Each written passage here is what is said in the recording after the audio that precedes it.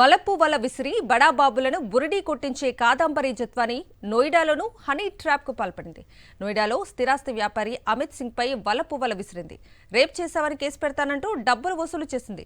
బాధితుడి ఫిర్యాదుతో నోయిడా పోలీసులు జత్వానిపై కేసు నమోదు చేశారు. కిలాడి కాదంబరి జత్వాని మరో బ్లాక్ మెయిలింగ్ భాగవతం బట్టబయలైంది.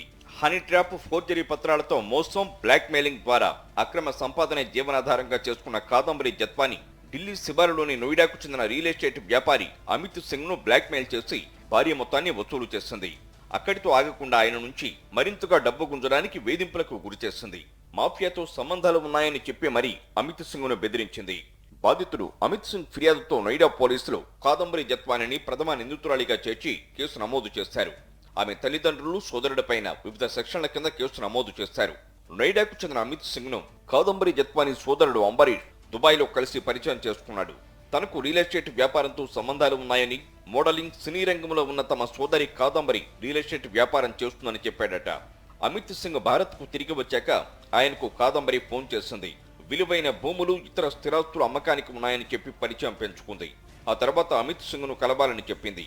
నేను చూపించే స్థిరాస్తులు నచ్చినా నచ్చకున్నా తన సాంగత్యం ఖచ్చితంగా నచ్చుతుందని ఆమె ఆయనతో అన్నది. తరువాత ఓ రెస్టారెంట్లో అమిత్ సింగ్ ను కలిసి స్థిరాస్తుల విషయాల కంటే ఇతర వ్యవహారాలపైన ఎక్కువగా మాట్లాడింది. అమిత్ సింగ్ తో సెల్ఫీలు తీసుకుంది. తర్వాత సాంకేతిక కారణాలతో తన బ్యాంక్ ఖాతాలు ఫ్రీజ్ అయ్యాయని చెప్పి ఆయన నుంచి అప్పు పేరుతో కొంత డబ్బు తీసుకుంది. తర్వాత కొన్నాళ్లకు 75 లక్షలు ఇవ్వాలని డిమాండ్ చేసింది. అందుకు అమిత్ సింగ్ సమ్మతించకపోవడంతో బెదిరింపులకు దిగింది. తనను అత్యాచారం చేశావని, అసహజ రీతిలో లైంగిక వాంఛలు తీర్చమని వేధించినట్లు పోలీసులకు ఫిర్యాదు చేస్తానని బెదిరించింది. దాంతో భయపడిన అమిత్ సింగ్ కాదంబరికి పలు వాయిదాల్లో 32 లక్షలు ఇచ్చాడు. అయినా మరో 38 లక్షలు ఇవ్వాలని బెదిరించారు. ఆమె తల్లి, తండ్రి కూడా డబ్బుల కోసం బెదిరించారు. కాదంబరి సోదరుడు అంబరీష్ కూడా నోయిడా వచ్చి మిగిలిన 38 లక్షలు ఇవ్వకపోతే మాఫియాతో దాడి చేయిస్తానని హెచ్చరించారు. దీంతో బింబేలెత్తిన అమిత్ సింగ్ నోయిడా పోలీసులకు ఫిర్యాదు చేశాడు.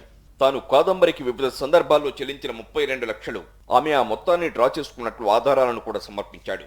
దీంతో పోలీసులు కాదంబరి జత్వాని, ఆమె తండ్రి నరేంద్ర కుమార్ జత్వాని, తల్లి ఆశా జత్వాని, సోదరుడు అంబరీష్ జత్వానితో పాటు బ్లాక్ మెయిలింగ్ కు పాల్పడిన మరో వ్యక్తిపై కూడా కేసు నమోదు చేశారు.